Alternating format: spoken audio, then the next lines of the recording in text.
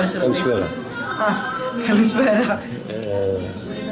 Πραγματοποιείται μια έκθεση εδώ και από ό,τι είδαμε είχε μεγάλη επιτυχία, διότι η επιτυχία μπορεί κανείς να την προσδιορίσει την επιτυχία από την προσέλευση του κόσμου. Οπότε είχε το κόσμο. Ναι, για τέτοια εποχή ήταν νομίζω αρκετά σημαντικό. Είναι ένας δρόμος όμως γενικά, το λέμε Λεμπέσια Art Street, όλος ο δρόμος έχει αίθουσες τέχνης. Ο σκοπός είναι να κάνουμε συγχρόνως εγγένεια για να μαζεύουμε αρκετά, να προσελκύουμε μαζί τον κόσμο, μην τους σκορπάμε δεξιά-αριστερά. Σε 5 μέρες ο χώρος εδώ σε μένα κλείνω 4 χρόνια. Και... Ξεκίνησα από part gallery με art shop, αλλά σιγά σιγά έχει εξελιχθεί με ατομικές εκθέσεις. Και αυτός ο δρόμος, ο οδός Λεμπέση, είναι ένας δρόμος τώρα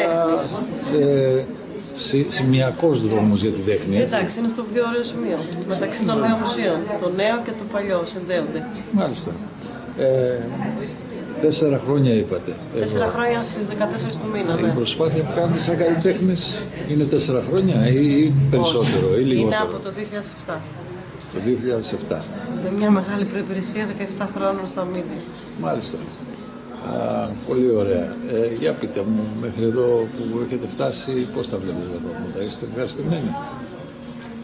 Θα μπορούσαμε να είμαστε πιο ωραία, αλλά έτσι πως είναι η κατάσταση, λέμε ότι είναι ωραία απλά. Νομίζω για αυτή την εποχή κάνουμε αρκετή προσπάθεια.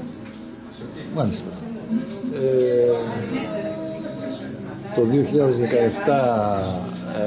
για το 2017 έχετε κάνει κάποιο πλάνο? Σαν καλλιτέχνης για το χώρο? Και σαν καλλιτέχνης, αλλά και σαν διοργάνωση εκθέσεων. Ναι, έχει πει λίγο πιο δυναμικά. Ξεκινάμε σε αυτή την έκθεση σήμερα του Αλέκου του Λιάπη.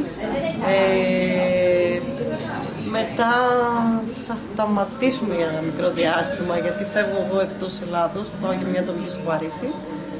Θα συνεχίσω στις Κυκλάδες για μια ατομική και μετά ξαναεπιστρέφουμε με άλλη μια ατομική έκθεση του Γιώργου του Συρίγα και μετά πάμε στο καθιερωμένο που κάνω εδώ και 5 χρόνια, το Summer Lovers, το οποίο είναι μια pop ματιά Ελλήνων καλλιτεχνών, επειδή είμαστε ακριβώς στο σημείο του τουρισμού, στην καρδιά του τουρισμού. Αυτό πότε γίνεται? Αυτό γίνεται τέλη Μαΐου και φέτος θα ενεργοποιήσουμε και κάποια ξαδοχεία της γειτονιάς, ώστε να μπορούμε να κάνουμε ένα δίκτυο καλλιτεχνικό μεταξύ μας.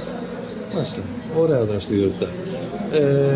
Να σας ευχηθούμε καλή πορεία και ό,τι καλύτερο στην προσπάθειά σας. Ευχαριστούμε πολύ. Είστε καλά.